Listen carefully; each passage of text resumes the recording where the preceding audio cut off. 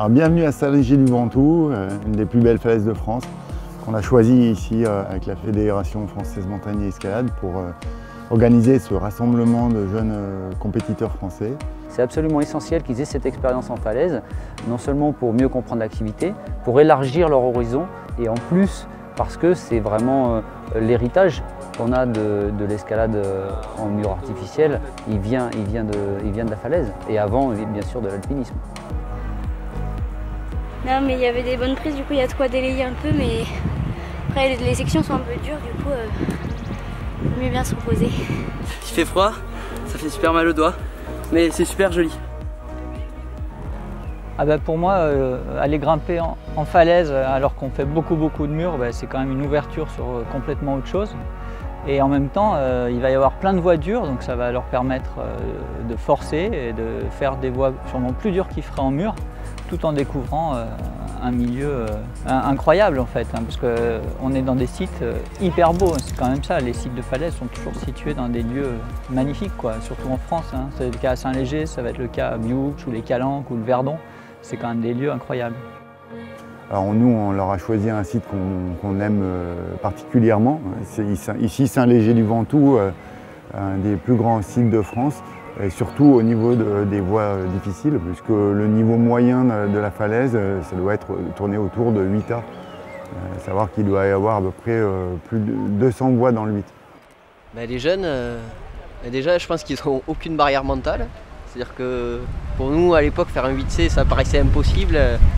Et eux pour eux, ils se mettent pas de barrière. Oh les moves, ils sont bien, ils sont stylés. Ça envoie un peu là dans le bas. Ça finit un peu sur des arquets. Alors c'est intéressant pour nous sur des aspects purement sportifs de faire de la falaise parce qu'en falaise on va travailler l'engagement, on va travailler la combativité parce qu'il y a un engagement qui est plus important.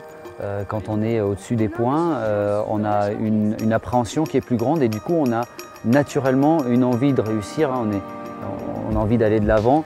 Et donc on travaille cet aspect-là qui est très important en compétition, la combativité. Une des principales différences entre l'escalade en rocher et sur mur, c'est que la lecture est beaucoup plus complexe. Effectivement, sur le rocher, il y a des multitudes de prises et en plus dans les voies classiques, elles sont toutes magnésiées, donc le choix est difficile à faire. Et quand on est à sa limite, on n'a pas beaucoup de temps pour prendre une décision.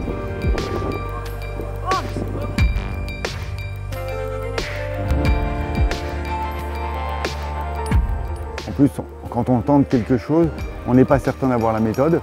Donc au niveau de la confiance, au niveau du mental, c'est beaucoup plus compliqué. Donc ça va leur demander un petit peu de temps d'adaptation et d'habitude pour prendre l'habitude de croire en ce qu'ils vont tenter et aller au bout de leur physique. Ça va au début, c'est facile, c'est des bonnes prises. Mais après là, il y a un passage un peu difficile. Il fait un peu flipper. Parce que la dégaine est super loin.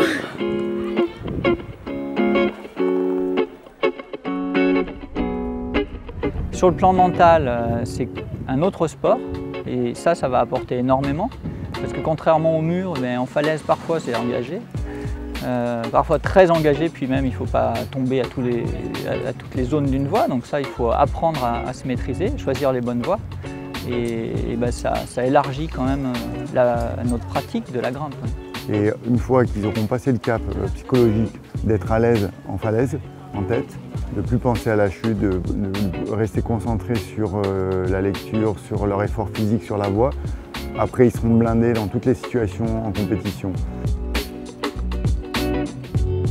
Sur les stages équipe de France, ce à quoi je veille avec Corinne Théroux, c'est vraiment à accompagner les athlètes pour les structurer. Et donc on les pousse vraiment pour qu'ils émergent dans leur talent. En développement personnel, je trouve que c'est quelque chose de très important, qu'on ne cherche pas à faire des clones des uns des autres, mais par contre qu'on les pousse dans leur petit talent à eux.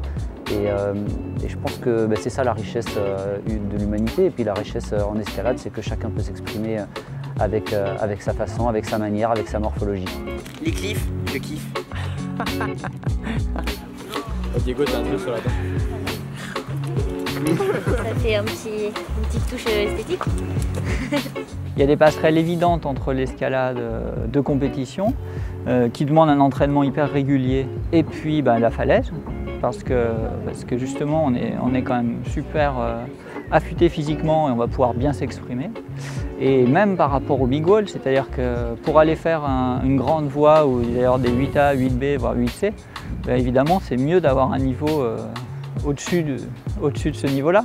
Parce que tout est un petit peu plus compliqué en big wall, on se repose moins bien, on est sur une petite vire, des fois il n'y a même rien pour les pieds au relais. En ayant le niveau qu'on a eu au compète, ça aide carrément, quoi.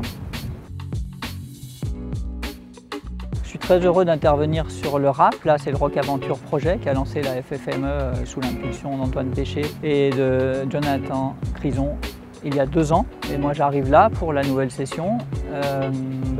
L'idée c'est d'offrir à des gens qui ont fait de la compète une formation et une culture des grandes voies. Aussi de l'équipement, de l'ouverture de voies ou du rééquipement.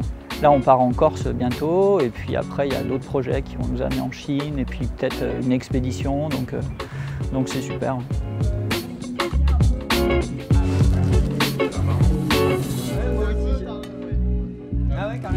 Et je tiens vraiment à vous remercier et je souhaiterais qu'on vous honore par des applaudissements. Si vous pouvez applaudir toute cette belle équipe.